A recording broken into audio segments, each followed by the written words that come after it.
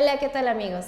Bienvenidos a su programa En Tres Vistas, un espacio donde indagamos sobre temas de interés común para el buen vivir de la sociedad.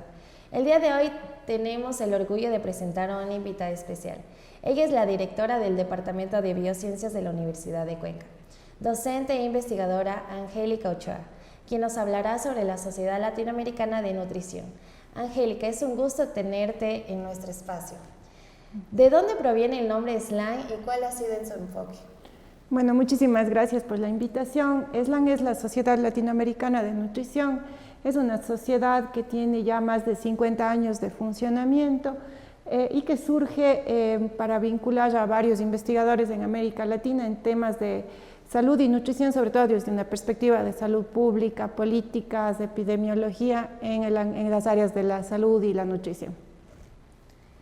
¿Qué entidades y países apoyan y conforman SLAN?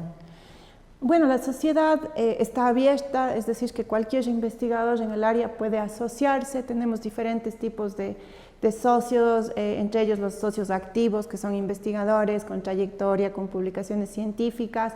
También tenemos socios estudiantes, socios de mérito, que son aquellos que ya se han retirado, y socios honorarios, que son invitados también por su trayectoria, ¿no? Entonces es una sociedad científica que además tiene capítulos, es decir, que los países en América Latina pueden proponer capítulos de la sociedad, también con estos fines de investigación y difusión de la ciencia, de la salud y la nutrición.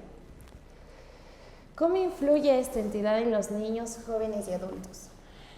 En general, la Sociedad Latinoamericana de Nutrición se centra en promover la difusión científica, pero también cada 3 años la sociedad organiza un congreso, que es el Congreso Latinoamericano de Nutrición, y sobre todo en los últimos años la sociedad se ha vinculado mucho con organismos de las Naciones Unidas, entre ellos UNICEF, el Programa Mundial de Alimentos, también FAO, entonces OPS, también con la Organización Panamericana de la Salud, y al vincularse con estas instituciones que tienen que ver con la salud de todas las poblaciones, UNICEF desde niños y las demás instancias en los otros grupos etarios, entonces se propone consensos, alianzas en las cuales el fin último es incidir en la política pública, en los gobiernos, especialmente en América Latina. ¿Cuáles son los resultados que se ha logrado a lo largo del proyecto SLAN? Bueno, yo creo que, como les digo, es una sociedad de años, tanto así que el último congreso es el 20º congreso, entonces se ha logrado consolidar como una sociedad de alto impacto científico, de actualización, en la cual participan investigadores y estudiantes en diferentes trayectorias de su academia o de su investigación, ¿no? Entonces se ha logrado consolidar como una sociedad muy respetada a nivel no solo de Latinoamérica, sino también internacionalmente, además por estas alianzas con diferentes organizaciones. Entonces es un ente de difusión de la más alta evidencia científica, especialmente en América Latina. ¿De qué manera aporta SLAN en el campo de la nutrición y alimentación? Bueno, como les explicaba, SLAN se centra en la salud pública, ¿no? De manera que todas o la mayoría de las investigaciones que se presentan en cada congreso SLAN tienen que ver con avances o con las actualizaciones en epidemiología, es decir, cómo se distribuyen las enfermedades relacionadas con la salud y la nutrición, cómo se distribuye la alimentación, si se cumple o no con recomendaciones, pero además se hacen muchos estudios de implementación de política pública, y en eso Latinoamérica es pionero, porque aquí es donde se han implementado muchas políticas de etiquetado nutricional en comparación con otras regiones del mundo. Entonces, muchos de los investigadores que asisten al Congreso han sido pioneros en proponer políticas o en también analizar y dar seguimiento a políticas públicas de promoción de la alimentación saludable, entre ellas el etiquetado de alimento, el impuesto a bebidas azucaradas, por ejemplo. ¿Qué tipo de enfermedades nacen a través de la mala alimentación y qué podríamos hacer para que la gente tome conciencia para mejorar su calidad de vida? Bueno, múltiples enfermedades, ¿no? Pero las que más nos agobian y las más prevalentes son las enfermedades conocidas como enfermedades crónicas no transmisibles. Entre ellas tenemos, y que además figuran entre las principales causas de muerte, no solo en Ecuador, sino en toda América Latina, Entre estas tenemos los infartos agudos de miocardio, los eventos cerebrovasculares conocidos comúnmente como los derrames cerebrales, la hipertensión arterial ligada al exceso del consumo de sal sobre todo. Entonces, en realidad no podemos poner la culpa, digamos, directamente en el individuo o la responsabilidad en los individuos. Si bien nosotros cada uno tenemos factores propios de nuestra crianza, de nuestra psicología, de nuestras características cognitivas, que nos llevan a tomar decisiones saludables o no saludables, pero sin embargo el entorno y la política pública de un país es clave, ¿no? Entonces yo creo que lo que deberíamos hacer la sociedad y la comunidad es estar más enterados, y para eso sirven mucho estas sociedades, de nuestros derechos, ¿sí? Entonces tenemos derecho a vivir en un entorno saludable, a tener acceso a alimentos sanos, pero además a que se nos informe correctamente, ¿no? Y parte de ello es el etiquetado de alimentos que se promueve. Tenemos en Ecuador un etiquetado semáforo, pero ya se sabe, hay evidencia de que hay otras formas más efectivas de comunicar o de etiquetar los alimentos. Entonces, como sociedad debemos luchar por estos derechos para que las políticas públicas que se generen a nivel de cada país se centren en promover o en evitar más bien que la industria de alimentos nos dé mensajes engañosos, y que se nos informe correctamente para que cuando decidamos qué alimentos adquirir sepamos y no seamos engañados por algunos mensajes que usa la industria, ¿no? Pero también garantizar que cada uno de nuestros entornos, en los diferentes grupos etarios, nos brinden oportunidades de elegir alimentos saludables. Entonces, entre esos entornos están escuelas, colegios, universidades, lugares de trabajo, barrios. Entonces es importante que no es solo la responsabilidad de un individuo, sí, sino que para que un individuo o una persona se alimente saludablemente hacen falta políticas públicas y entornos saludables. ¿Cuáles son las estrategias nutricionales en Latinoamérica para combatir la desnutrición en niños de 3 años en adelante? Claro, bueno, en América Latina y sobre todo en Ecuador tenemos el problema de que la desnutrición se mantiene como un problema de salud, pero esta coexiste con la obesidad, ¿no? Entonces, así como no hemos logrado mejorar nuestros índices de desnutrición, pero la obesidad sigue en aumento. Entonces, no hay como una fórmula mágica que permita luchar contra la desnutrición, ¿no? Lo clave es tener una política integral, que nos aseguremos que las poblaciones más desfavoridas, que son generalmente las donde está la mayor prevalencia de desnutrición, tengan acceso al sistema de salud, a vacunas, pero también tengan acceso a un control de niños sano, a alimentos saludables, oportunidades laborales para que todas las familias tengan seguridad alimentaria, entendida la seguridad alimentaria como tener acceso a suficientes alimentos de buena calidad. Solamente logrando una acción integral de todos estos aspectos podríamos luchar contra la desnutrición. No es suficiente dar conocimiento, sino a una madre que a lo mejor no tiene los recursos, no es suficiente decirle su niño tiene que comer tantas veces al día, tales alimentos, y a lo mejor esa persona no va a acceder a todos los alimentos, ¿no? Y otra cosa importante y que hemos resaltado a través de la sociedad es evitar que la industria de alimentos se involucre en la generación de políticas, porque la industria de alimentos ultraprocesados tiene su propia agenda, sus propios intereses. Entonces no está bien que la industria de alimentos tenga injerencia en la toma de decisiones de políticas relacionadas con la prevención de la desnutrición, el sobrepeso, la obesidad, ¿no? Es importante que hay mucha evidencia que muestra que, por ejemplo, poner impuestos a ciertos alimentos es efectivo, y que esas recaudaciones de impuestos puedan usarse luego para generar estrategias de prevención. Pero claro, la industria de alimentos no debería estar involucrada en la generación de esas estrategias porque tiene sus intereses propios, ¿no? Entonces, lo ideal es que esos impuestos los gestionen otras instancias que no tengan estos conflictos de interés. Entonces, eso es, por ejemplo, algo importante. ¿Qué acciones realizan para que las personas tengan interés en la alimentación saludable? Bueno, lo que sabemos y lo que ha mostrado la evidencia y que se discutió mucho en el Congreso SLAN es que la gente sabe, ¿no? Todo el mundo sabe que hay que comer frutas, que hay que comer verduras, El problema no es la falta de conocimiento, el problema es lograr un real cambio de comportamiento. Y para lograr ese real cambio de comportamiento hace falta trabajar directamente de manera participativa con las comunidades, de manera que las estrategias que se implementen sean adaptadas a sus contextos, a su idiosincrasia. Pero si logramos combinar esto en el cual la comunidad se involucra en la generación de estrategias, conjuntamente con políticas públicas de defensa al consumidor y de promoción de la alimentación saludable y garantizar entornos saludables, en realidad es un proceso complejo que requiere de la integración de todos estos aspectos para lograr como último una alimentación saludable, ¿no? Entonces no es tan fácil como decirles a las personas coma bien. Todos sabemos que hay que comer bien, que quizás alimentarnos mal tiene ciertos riesgos, sino que hace falta realmente este trabajo conjunto y multisectorial. ¿Qué personas colaboran para que el Congreso Latinoamericano de Nutrición SLAN se realice en la Universidad de Cuenca? Bueno, este fue todo un proceso que inició en el año 2018. La sociedad funciona de la siguiente manera.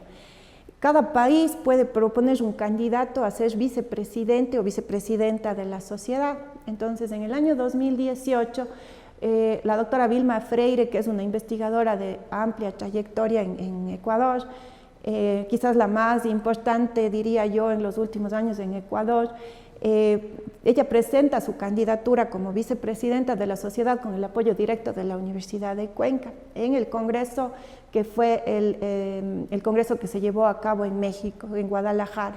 Entonces, en el 2018 se lleva a cabo este Congreso en el cual se presenta la candidatura de Ecuador en conjunto con 3 otras candidaturas más.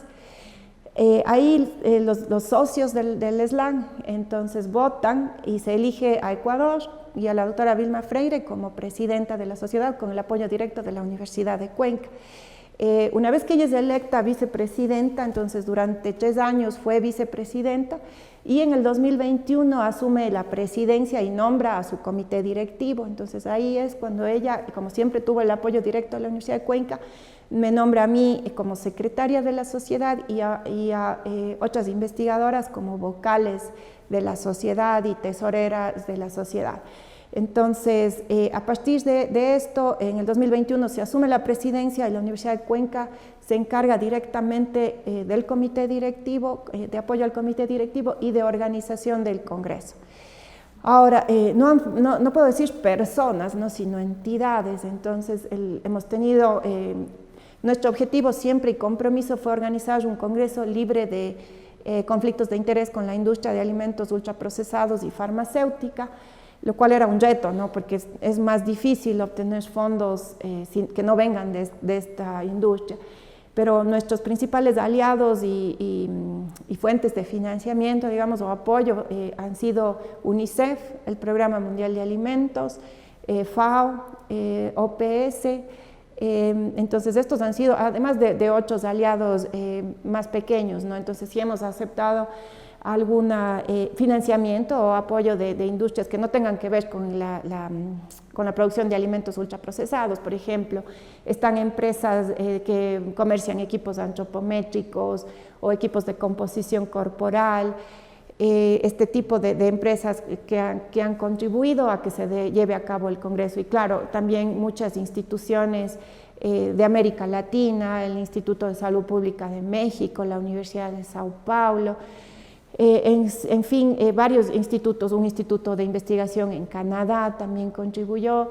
Entonces hemos tenido muchos aliados que han hecho que este Congreso se lleve a cabo con éxito y que sea del más alto nivel. También tuvimos apoyo vino un representante de la OMS en Ginebra como parte y claro, ellos muchas veces se cubrían sus propios gastos, ¿no?, para apoyar a esta iniciativa de no conflicto de interés. ¿Cuál fue su participación en el Congreso que se llevó a cabo en la Universidad de Cuenca el 21 al 26 de octubre? Mi participación. Bueno, yo como secretaria del SLAN estuve siempre a cargo de coordinar la organización. Entonces, claro, el Congreso se lleva a cabo del 21 al 26, pero ha sido una planificación de 2 años intensa con un equipo con la principal coordinación desde el Departamento de Biociencias de la Universidad de Cuenca, pero también con otros estudiantes, investigadores, personal administrativo de toda la universidad en realidad.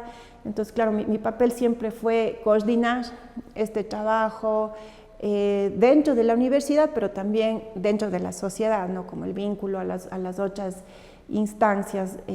Claro, esa ha sido mi principal función, coordinar todas las labores para planificar las actividades de la sociedad, que no son solo el Congreso, sino han sido también procesos de actualización científica, este proceso de obtener la aprobación y obtener los apoyos que les he mencionado, y luego todo el proceso dentro de la universidad para coordinar el trabajo de docentes, de estudiantes, con el personal, con el Departamento de Comunicación de la universidad, también el protocolo que estuvo a cargo del Congreso. Entonces, un poco coordinar todo este evento y todas las actividades de la sociedad. ¿Qué variedad de temas abordaron en el evento y qué conclusiones llegaron? Bueno, se abordaron diferentes temas, como digo, se centró mucho en la política pública, en el análisis de las estrategias, la efectividad de las estrategias de implementación, también factores de riesgo, comportamiento, determinantes del comportamiento. También, fue un congreso multidisciplinario, incluimos también algunas actividades, entre ellas pausas activas, pero también conferencias magistrales sobre actividad física. Esto a breves rasgos, ¿no? Fue una agenda muy extensa que tenía 9 sesiones simultáneas todos los días, varias veces al día, 3 veces al día, además de 4 conferencias magistrales, ¿no? Entonces, una agenda muy amplia que va sobre todo centrado a la epidemiología nutricional, a la política pública, pero también se incluyeron algunos temas de composición de alimentos, de nutrición clínica un poco también. Entonces estos fueron, no sé si algo más me preguntó, aparte ya me perdí un poquito. No, está bien. Sí. ¿Algún consejo que pueda dar a nuestro público? Sí, creo que me pregunto los resultados. Creo que hay dos resultados importantes que rescatar. Que se lanzó un consenso que se llama el Consenso de Cuenca. Entonces, este Consenso de Cuenca fue una iniciativa del Instituto de Salud Pública de México con el apoyo de la OMS, OPS, en el cual se definieron 10 lineamientos que los gobiernos deberían tener en cuenta para prevenir la mala nutrición, entendida la mala nutrición como la desnutrición, sobrepeso, obesidad. Entonces, entre ellas está el tema de, por ejemplo, de etiquetado de alimentos, del control. Entonces, yo creo que uno de los principales mensajes es que a nivel de país deberíamos unir las actividades de los diferentes grupos de investigación, pero también de la sociedad civil, para luchar por la defensa del consumidor y lograr que se genere política pública que asegure que todos tengamos acceso a alimentos saludables, ¿no? Y que estemos bien informados a través de diferentes políticas, que si es que hay impuestos de alimentos, sean impuestos a alimentos que sean nocivos para la salud, y que estos recursos, como les había dicho anteriormente, se usen para prevenir la mala nutrición. Otro aspecto importante es sentar este precedente de que es posible organizar congresos sin la industria farmacéutica, sin la industria de alimentos. Por ejemplo, estuve en una sesión que hablaba de la salud del adulto mayor, y los expertos, porque vinieron expertos de muy alto nivel en este simposio, resaltaban que la salud del adulto mayor, en sí la nutrición, la actividad física, la alimentación y la actividad física son las principales formas de ser un adulto mayor saludable, ¿no? De evitar complicaciones, y que los medicamentos, por ejemplo, solo ayudan en ciertos casos, pero no son la base de que un adulto mayor esté saludable. Es algo que deberíamos hacer desde jóvenes, alimentarnos bien, ser activos para que tengamos, cuando seamos adultos mayores, tengamos una buena calidad de vida. Y justamente se resaltaba esto de que no teníamos una industria farmacéutica vendiéndonos medicamentos para tratar las enfermedades, ¿no? Sino que todas las exposiciones se basaban en evidencia científica, y siempre se resaltaba que los hábitos saludables están sobre el uso de medicamentos. Claro, hay instancias en las que no queda más que usar medicamentos, pero mientras más saludables sean nuestros estilos de vida, menos medicamentos tendremos que usar. Entonces no tuvimos esa interferencia de las industrias en lo que se dijo, no había simposios organizados por una casa farmacéutica o por una empresa que produce ciertos alimentos o suplementos, sino que todo se basó en evidencia científica. Entonces creo que eso también es algo que se puede rescatar y el mensaje que les podemos dar a todos es que seamos críticos, ¿no? Que cada vez que asistamos a un congreso veamos quién financia ese congreso, quién está organizando los simposios, quién está organizando las presentaciones, si las presentaciones se basan solo en la experiencia de alguien o realmente se basan en un estudio o en varios estudios o en evidencia científica. Yo creo que nos hace falta ser críticos y no dar por sentada cualquier información que recibimos, tanto en congresos, pero también en nuestra vida diaria, ¿no? Muchas veces pensamos que tomamos decisiones en qué comemos o no, pero no siempre es así. Muchas veces estamos influenciados por el marketing y ahora también el marketing digital a la hora de decidir qué alimentos comprar. Entonces, ese mensaje creo que es el más importante, en ser críticos a la hora de tomar nuestras decisiones. ¿Cuántos asistentes vinieron al Congreso y de dónde vinieron? Bueno, tuvimos más de 800 inscritos, sin contar el protocolo de la universidad, los estudiantes, es decir, que en conjunto con los estudiantes estuvimos más de 900 personas de todas las regiones, pero principalmente de Ecuador. Al ser en Ecuador hubo un buen porcentaje de Ecuador, también de Brasil, de México, de Chile, de Perú y de Centroamérica. También tuvimos varios participantes, pero también tuvimos participantes de Estados Unidos, de Canadá, de Europa, incluso hubo un inscrito de Australia, es decir, que fue un congreso internacional y puedo decirles que más del 70% de los asistentes eran extranjeros y lo cual se vivía en la universidad, ¿no? Esos días del congreso en la universidad se escuchaba gente hablando en portugués, en inglés, con acentos diferentes. Entonces fue algo muy bonito porque la universidad se vivió de otra manera, ¿no? Era un lugar de intercambio académico, científico, se veía por donde sea gente hablando, pero también hubo comentarios muy positivos de la universidad, ¿no? En cuanto a su espacio físico, la gente estaba muy sorprendida del espacio verde, de las salas que disponemos en nuestra universidad, del mismo Teatro Carlos Cueva. Tuvimos muchos comentarios positivos de la calidad de la gente, ¿no? De la amabilidad, y me preguntaban algunos, ¿están actuando así porque es el Congreso o los cuencanos siempre son así, ¿no? Y entonces yo les explicaba que los cuencanos nos caracterizamos por nuestra amabilidad y por acoger a las personas. Hubo muchos comentarios positivos del protocolo, de los estudiantes, de su hospitalidad. Entonces tuvimos la suerte de trabajar con el protocolo de ciencias de hospitalidad y también con el protocolo de estudiantes de la carrera de ingeniería industrial. Y todos los comentarios muy positivos de cómo los estudiantes se apersonaron de dar la bienvenida y de acoger a todos los participantes, de guiarles dentro del campus.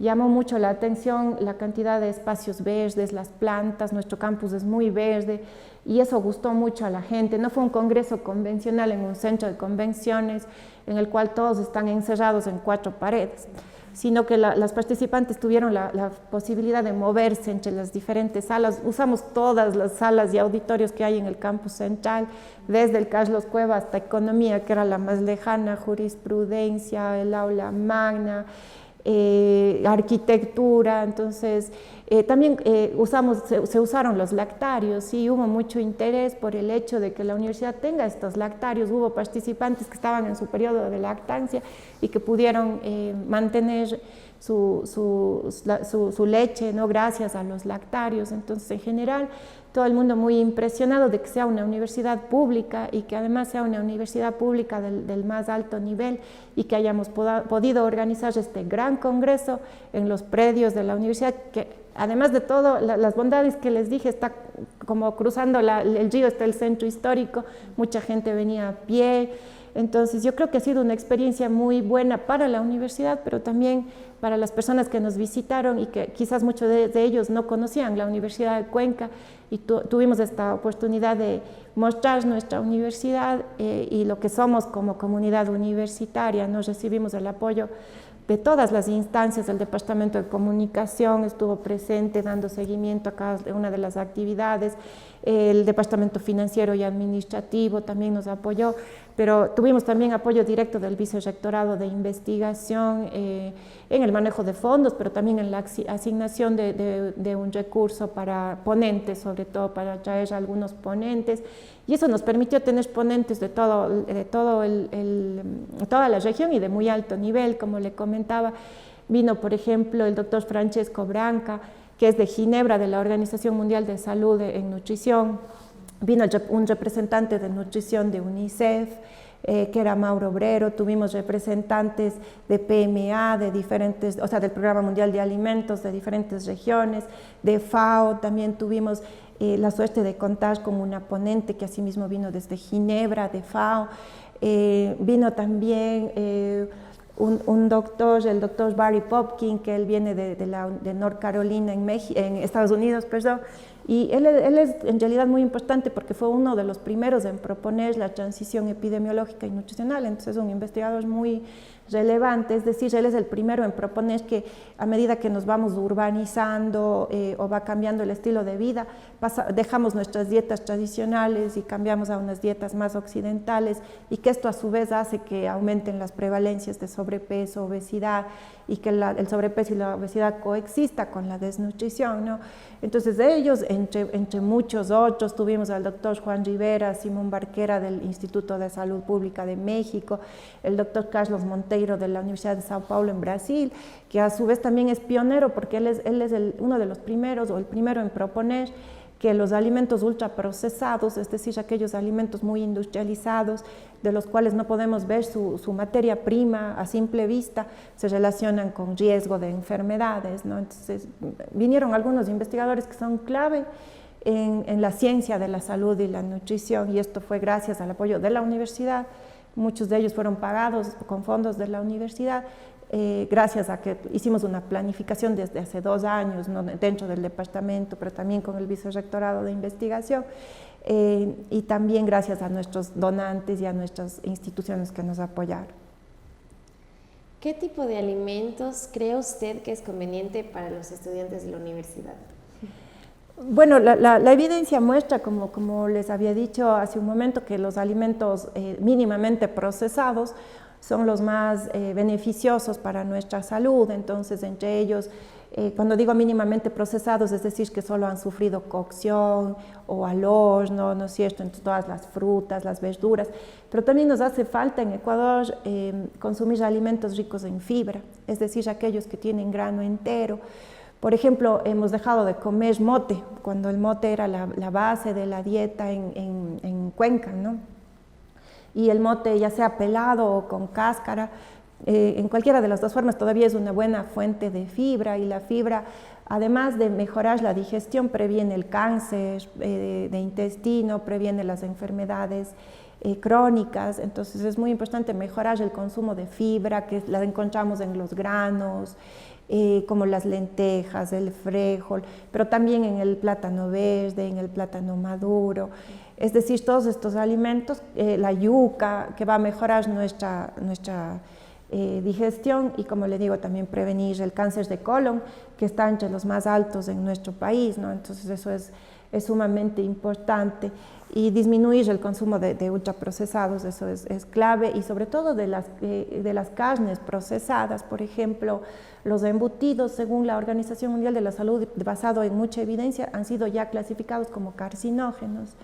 Entonces, el consumo reiterado de embutidos se sabe ya que aumenta el riesgo de cáncer de estómago, cáncer intestinal. Entonces, eso también es un mensaje importante, pero claro, a veces es más barato comer este tipo de alimentos.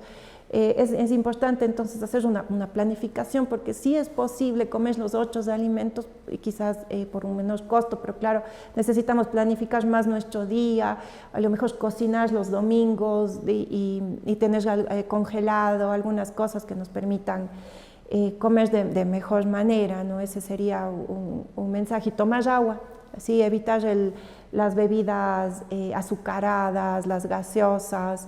Siempre el agua va a ser mucho mejor que consumir, y comer una fruta. Entonces es muy importante disminuir el consumo de bebidas azucaradas. Aquí un efecto adverso que tuvimos de nuestro etiquetado semáforo es que muchos alimentos y sobre todo muchas bebidas ahora son de semáforo verde porque les pusieron edulcorantes, ¿no? Entonces, y ya hay evidencia también que los edulcorantes no calóricos tienen relación con enfermedades y con el cáncer, ¿no? Entonces, no es que porque están con etiqueta verde necesariamente son saludables, por eso nos hace falta actualizar nuestro etiquetado. Hay otros etiquetados que ya resuelven este problema de los edulcorantes que se dio en nuestro país, como es el caso del etiquetado que ya está en México, en Perú, en Chile, que es un etiquetado de sellos que se llaman octágonos y que se está ahora en fases iniciales para que en Ecuador pasemos a este etiquetado, ¿no? Entonces, es muy importante ser críticos con lo que, vuelvo a repetir, con lo que estamos consumiendo y no necesariamente porque algo es verde, es saludable. Bueno, esto ha sido todo, aunque nos faltó un poco de tiempo. Gracias por acompañarnos en este espacio, Angélica, un gusto tenerla aquí y esperemos que en la próxima entrevista esté con nosotros. Este programa ha sido En Tres Vistas, a través de la radio universitaria.